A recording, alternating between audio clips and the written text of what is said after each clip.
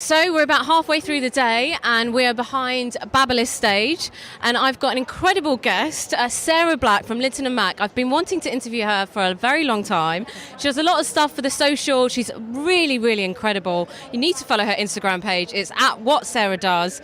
She's rocked every single colour of hair under the sun, and I'm really excited to have a chat with you today. So thank you for joining us. Thank you so much for having me. So I really want to know what 2019 has in store for you, because I see you absolutely everywhere. You obviously won the L'Oreal Colour Trophy a few years ago. Tell me what you have planned this year.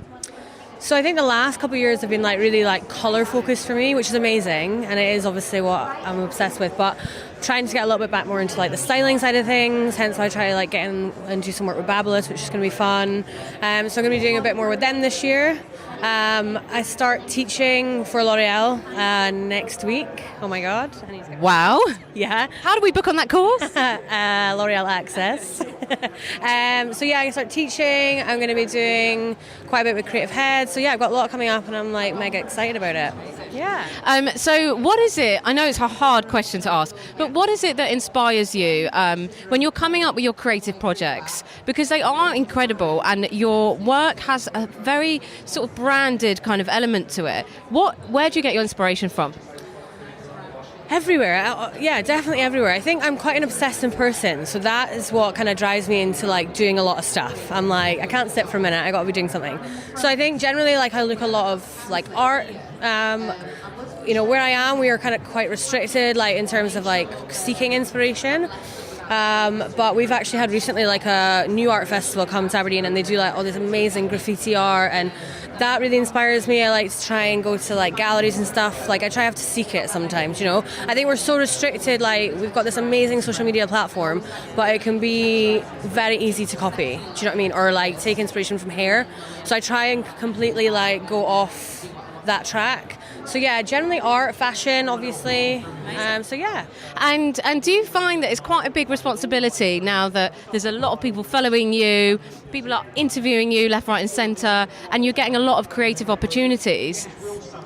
Yeah, the pressure sometimes is real. I'll be honest, but it's great. I live for it. That's what drives me. I feel I actually work quite well under pressure most of the time, so I kind of thrive on it a little bit. So it's amazing. And do you remember coming to events like this when you were a learning hairdresser, a bit younger? Can I be honest? I've never been to a trade show in my life. We have my salons were quite.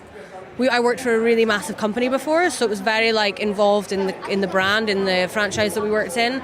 So there wasn't really anything that we kind of went out to. So really in the past 2 years, I've thrown myself into the deep end, and I'm trying to get in about everywhere. So it's amazing. I actually I've had a walk around today. It's really inspiring seeing everyone working. Amazing. And so tell us what you did today for Babyliss.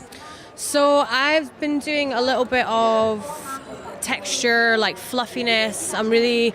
I've taken inspiration from, so it's my art thing. So it's the pre-Raphaelite era. So if you think of painted hair, it's amazing. But then I've put in a little pop of something fresh and something that inspires me now. So obviously a little bit of neon, keep it on brand. I think you've got a really, really clever balance between doing something quite fashion-inspired but also wearable. And I think that's important for everyone who's here today, because it's good to take something back, to the salon rather than something too avant-garde and too out there. Would you agree? Yeah, for me, avant-garde was actually something I wanted to do a few years ago, or maybe more, 10 years ago. But it's just something that I've kind of. It wasn't inspiring me, it didn't excite me as much as actually just making cool hair that's wearable. I can take it back to salon, I can dilute it, but then I can go over the top as well. So you can kind of find that balance. And I think it's just what I want to see. It's what I want to see people walking around looking like. And because I live in a small city, it's my opportunity when I do a creative project to see something and do something that I want to do. Yeah. And lastly, would you see an event like this as quite a social networking event? Did you go out last night? I know you've got a bit of a social life. So is it good in that respect, or is it just work, work, work? To be honest, we went out the night before. We were good. We stayed in bed last night. We got some sleep.